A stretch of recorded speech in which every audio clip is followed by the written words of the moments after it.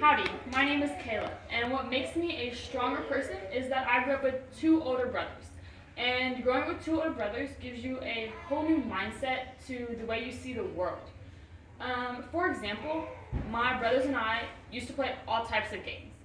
Stupid games, smart games, any games that you could think of. We one time played Spies, and we would propel ourselves over the banister, me in particular, and I got stuck, and it was probably the worst scenario for my parents, but it was still so much fun for me and my brothers, and we thrived in the fact that we could compete with each other, and we could do things and try to outdo one another.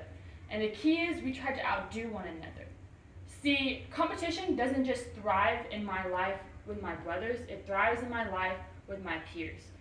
Together, it just makes me a stronger individual. So, competition has been an aspect in my life that I am very proud of. With my brothers, it has taught me personal life lessons. So, one day I remember going up crying my eyes out because of this stupid thing I don't remember. And I go up to my dad and I say, "Hey, my brothers, they did this to me. You have to go tell them stop. You have to go tell them no." And my dad looks at me straight in the eye. He says, "Life's not fair. I'm sorry. No." And in my view, I didn't understand what he was trying to say. I didn't know that life's not fair meant stop crying, pick your head up. It meant, in my view, wow, like, you need to grow up. And that changed my world. See, crying doesn't get you anywhere. Crying is probably the worst way to handle a solution. You don't get out of board meetings, you don't get out of any type of conflict with crying. Also, my mom would make me and my brothers kiss whenever we had a conflict.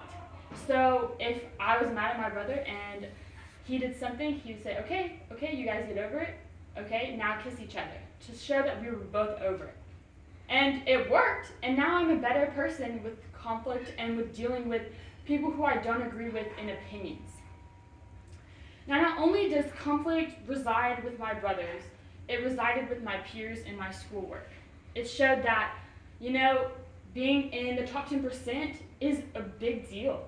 For a high schooler, my goal was that I was going to be in the top 10%. And doing that and achieving that is probably one of the hardest things you can do. These people are merciless, I swear. But actually achieving it just is the best thing ever. I had to compete. I had to work every day, tutoring after school, going the miles, and actually just doing everything, doing the work to get that top 10% and to go to A&M, which is what I did. Also, cheating was a problem. We cheated a lot, actually, in school. My class got caught twice, which is really bad. And I learned that cheating gets you nowhere in life. Cheating doesn't help you, and it doesn't even, I guess you could say, hurt you, because my people that got caught didn't get hurt. They didn't get consequences. But in my view, they got hurt in our opinion as others saw them. So not only did my brothers help me with my conflict, but my peers helped me with my conflict, and they helped grow it, and they helped me propel it to where it's positive for me. And I'm a better person today because of that conflict. I'm able to see the world differently because I'm so competitive.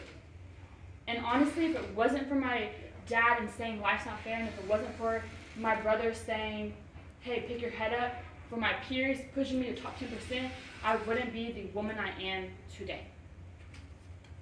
Wow.